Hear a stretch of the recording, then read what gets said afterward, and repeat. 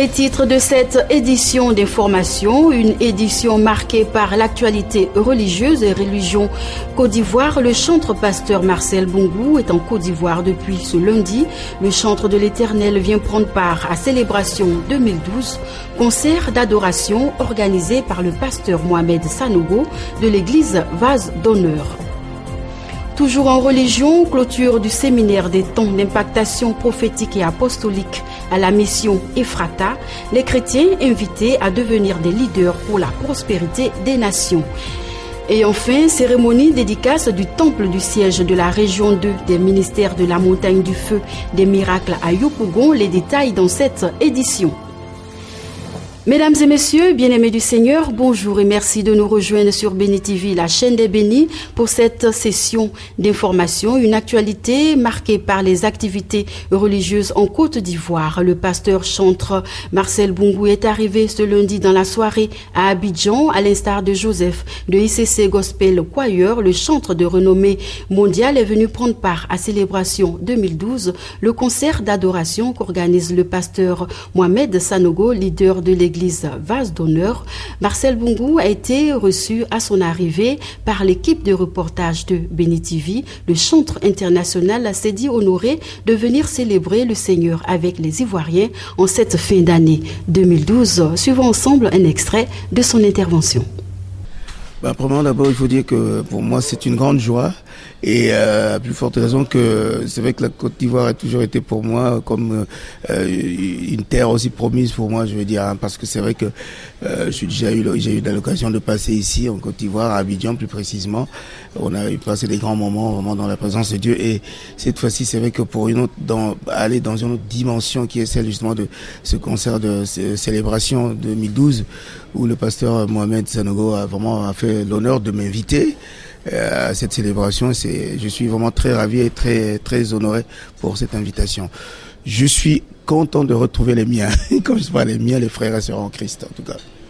Disons que c'est pas un choix personnel comme ça, vous savez, le Seigneur ouvre les portes, il envoie en mission. Alors pour moi, c'est vrai que venir ici, c'est une mission aussi que le Seigneur me donne de venir accomplir, justement venir aussi apporter la pierre à l'édifice au travers du talent, du don que Dieu m'a donné. Donc c'est vrai que cela permet de pouvoir aussi venir ensemble avec les frères et sœurs, participer ensemble pour élever le nom du Seigneur, pour aussi établir vraiment le règne de Dieu justement dans cette nation. Je pense que c'est qui est très important et qui aussi doit vivre ce moment-là.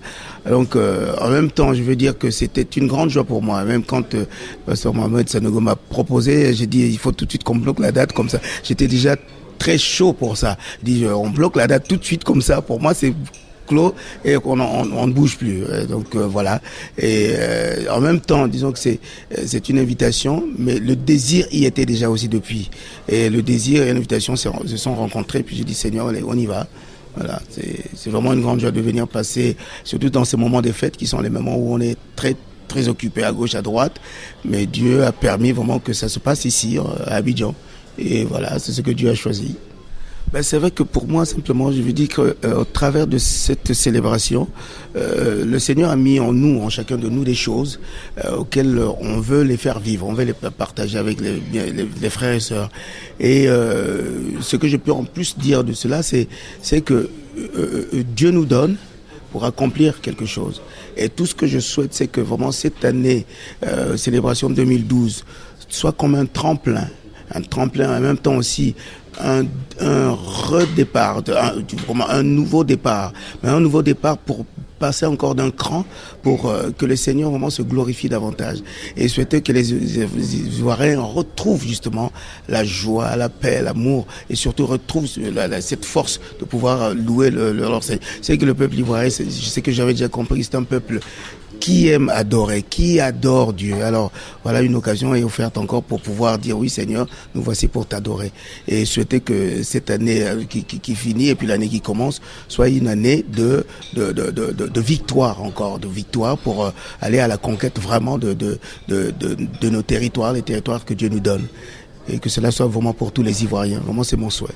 Amazing grace, how sweet the sound that saved a wretch like me. You see, I once was lost, but now I'm found, was blind, but now I see. Toujours en religion, débuté le mercredi 28 novembre dernier, le séminaire des temps d'impactation prophétique et apostolique organisé par les fidèles de l'église Mission Ephrata a pris fin ce dimanche 2 décembre par un culte d'action de grâce. À ce grand rendez-vous avec l'Éternel, le docteur Aboubako, président de Logos Rema Fellowship, orateur principal venu du Ghana, a invité les Ivoiriens à devenir des leaders spirituels pour une Côte d'Ivoire régénérée et réconciliée en Christ. Notre reportage. Durant 5 jours d'enseignement, allant du mercredi 28 novembre au dimanche 2 décembre 2012, le docteur Aboubako, président fondateur de Rema Logos Fellowship, orateur principal du séminaire, a mis l'accent durant ce culte d'action de grâce à la mission Ephrata sur l'importance du leadership spirituel. Pour le serviteur de Dieu venu du Ghana, l'heure est venue pour les Ivoiriens de prendre possession de leur héritage. Car, poursuit l'orateur, la Côte d'Ivoire est semblable à la ville de Bethléem, la ville du pain, le pain de vie. Pour ce faire, ils doivent s'unir dans la prière pour déjouer les plans de l'ennemi, cela en se laissant guider par Dieu le Tout-Puissant qui a une destinée pour chaque nation. Afin de mieux faire passer son message aux fidèles, venus s'abreuver à la source du Seigneur, le serviteur de l'Éternel s'est inspiré de la parole de Dieu, les livres des Actes des Apôtres, chapitre 17, verset 26, et Exode, chapitre 4, les versets 20 et 22. The nation can discover and the leaders can know that they are supposed to help their nation to find her destiny and fulfill that destiny. Then everybody will become relevant as a son, not a child. Donc la nation, du coup, vous voyez la position qu'elle devait avoir, qu'elle n'est pas seulement un enfant, mais elle est un fils. Et en découvrant cela, vous découvrez aussi le destin de la nation. That's why we say they must learn first to be sons, because you can't give me what you don't have. Il doit apprendre d'abord à être fils, parce que vous ne pouvez pas donner ce que vous n'avez pas. So my prayer for Côte d'Ivoire is that God will help every Ivorian leader va aider chaque leader ivoirien to become a true son. À être de véritables fils. That God can cause him or her to lead the nation into her destiny. Et Dieu va permettre à la personne de conduire la nation dans son destin. Moment d'enseignement, mais également de louange et d'adoration en faveur du Seigneur durant ce culte, à l'honneur du Dieu le Tout-Puissant. Des pas de danse ont été esquissés par le corps du Christ. Les enfants de l'Éternel ont chanté un cantique nouveau pour le Seigneur. Cela pour lui montrer qu'ils ont pris le chemin à eux tracé par le roi des rois, le lion de la tribu de Juda, parce qu'avec Dieu est née une nouvelle génération, une génération qui a pour socle Dieu, l'Éternel des armées. Dans le livre de Matthieu, chapitre 11, verset 28, le Seigneur déclare « Venez à moi, vous qui êtes chargés, et je vous donnerai du repos. » Cette parole, les fidèles de Rivers of Eden Ministry l'ont vécue le dimanche 2 décembre dernier au cours du programme de guérison organisé par le prophète Jacob Tété, leader de la dite église. Le Seigneur a visité ses enfants affligés et leur a redonné la joie de vivre. C'était tout simplement exceptionnel. Regardez. Pourquoi demeurer dans la souffrance, la maladie et les blocages alors que Jésus-Christ de Nazareth, par son sacrifice expiatoire, nous a laissé la clé, mais non à la santé et à la paix du cœur? À cette interrogation, ce dimanche 2 décembre 2012, à Rivers of Eden Ministry, Sizakukodi Hongré, les enfants de l'Éternel ont effectué nombreux de déplacements pour recevoir la réponse. Cela au cours de la 3e édition du programme de guérison dénommé l'heure de la grâce. À ce grand rendez-vous, la Shekinah de l'Éternel s'est manifestée. Le corps du Christ venu des différentes communes du district d'Abidjan et des villes de la Côte d'Ivoire a été visité. Des chaînes d'envoûtement ont été brisées, des paralytiques ont marché, des malades ont été guéris, des esprits malins chassés. Tout ceci sous la direction du Saint-Esprit, par le canal du prophète Jacob Tété, président fondateur de la dite église. Je me dis à moi-même, je pense que la La raison, le sujet pour lequel tu es venu ce soir est déjà exaucé.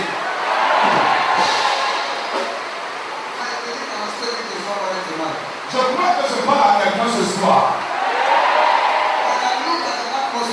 Je dis, quand je regarde à la trompette présente, je vois la pluie en train de descendre.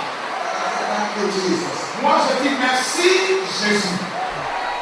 Tout est possible à celui qui croit et confesse le nom de l'Éternel. Jésus a montré l'exemple durant ses 3 années de ministère. À Rivers of Eden Ministry, Dieu était présent. Jésus a dit dans le livre de Matthieu, chapitre 11, verset 28, et je cite, « Venez à moi, vous qui êtes chargés, et je vous donnerai du repos. » Fin de citation. Ce repos et cette joie de vivre, les enfants de Dieu l'ont obtenu et rien ni personne ne pourra à nouveau s'aimer la tristesse et la désolation dans le cœur des enfants bien-aimés du Seigneur. Amen. Une autre bonne nouvelle pour le corps du Christ, le siège de la région 2 des ministères de la montagne du feu et des miracles MFM de la commune de Yopougon, et c'est dans le district d'Abidjan, a procédé à la dédicace de son temple dans la dite commune. Christian Brio y était, suivons ensemble son reportage. Le siège de la région 2 des ministères de la montagne du feu des miracles MFM de la commune de Yopougon, dans le district d'Abidjan, a procédé à la dédicace de son temple dans la dite commune, précisément dans le secteur Figayo, dans le district d'Abidjan, ce dimanche 2 décembre 2012. Un rendez-vous dominical spécial marqué par un vaste programme qui a débuté par la prière, la louange et l'adoration, suivi des témoignages pour édifier le peuple venu nombreux. Et l'aspect particulier de cette fête était la présence des autorités politiques et administratives, entre autres le député de la commune de Yopougon, l'honorable Melej Vincent, le représentant de la direction générale des cultes, le représentant de l'ambassadeur du Nigeria, le représentant du député maire Doukouré Mustafa et El Hadj Bakayoko, représentant la convention société civile ivoirienne. Après la présentation du ministère de la montagne du feu et des miracles MFN et les différentes civilités, le révérend pasteur David Odion Victor, régional du MFN Yopougon, a délivré un message très enrichissant au peuple sur le thème « Le mystère de la consécration ». S'appuyant sur les livres de Luc chapitre 2 verset 21 à verset 22, et Samuel chapitre 1 verset 11 et Daniel chapitre 5.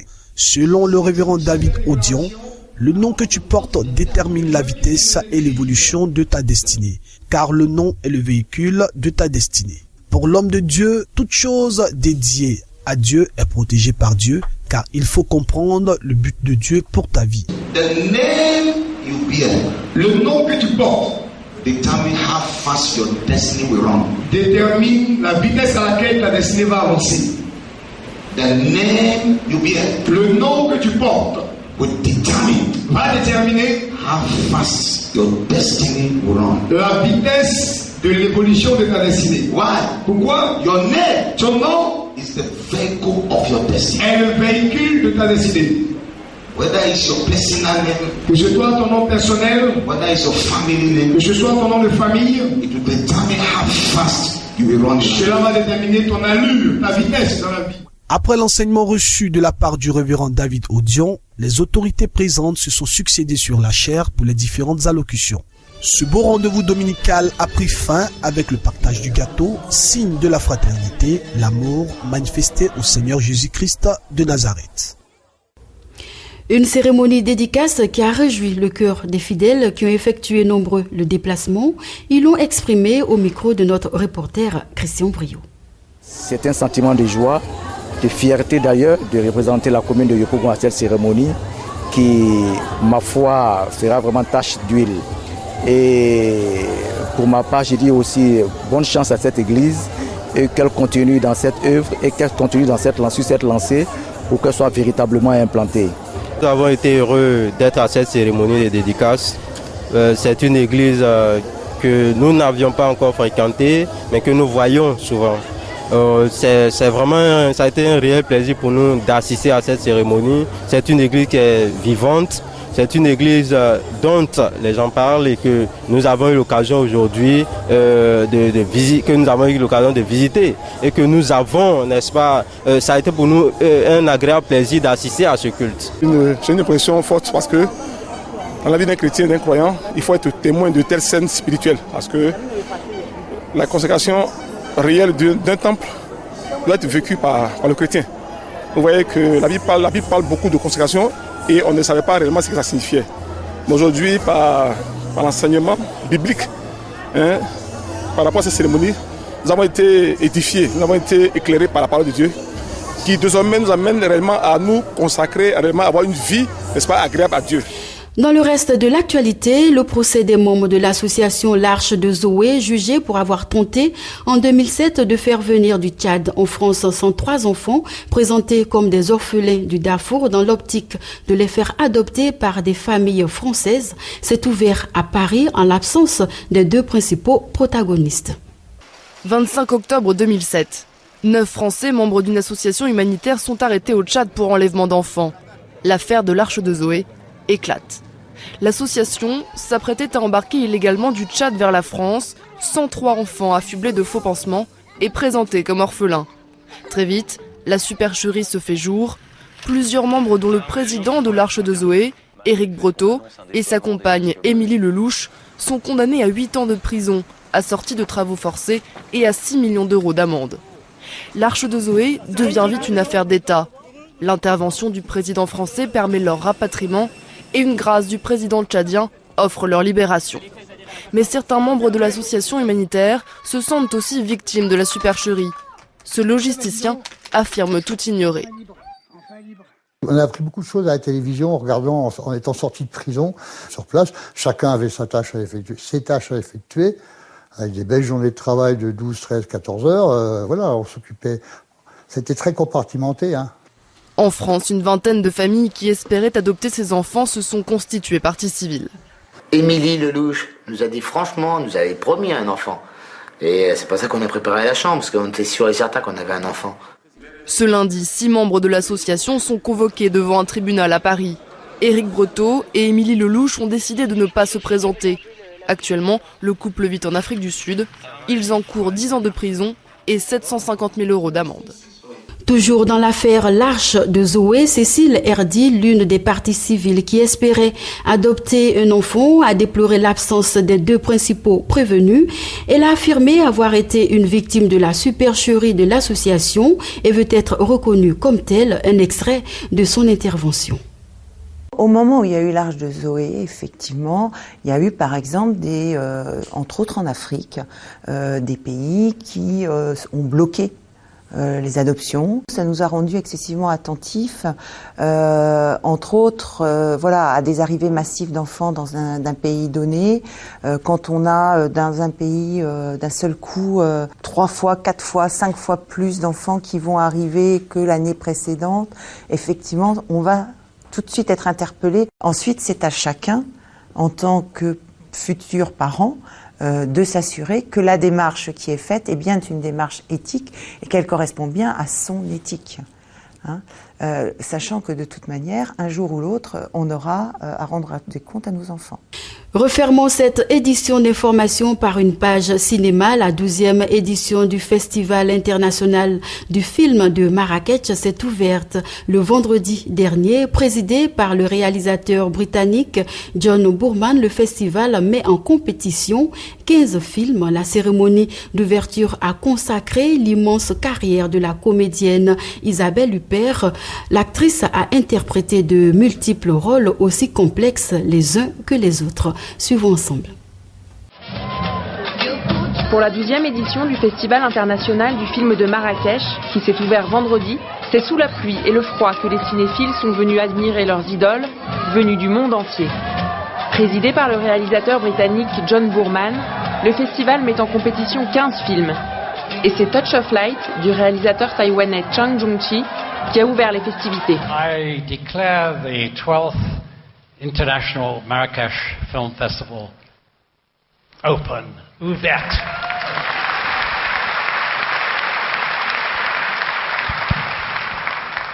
Les organisateurs de cette 12e édition du Festival international du film de Marrakech ont dévoilé la liste officielle. Elle comprend 2 longs métrages marocains et 15 œuvres cinématographiques issues de différents pays. Un programme riche, à ne pas manquer sur Euronews. La cérémonie d'ouverture a consacré l'immense carrière de la comédienne Isabelle Huppert. L'actrice a interprété de multiples rôles, aussi complexes les uns que les autres. Pauvre con. Petit mec. Sous-merde.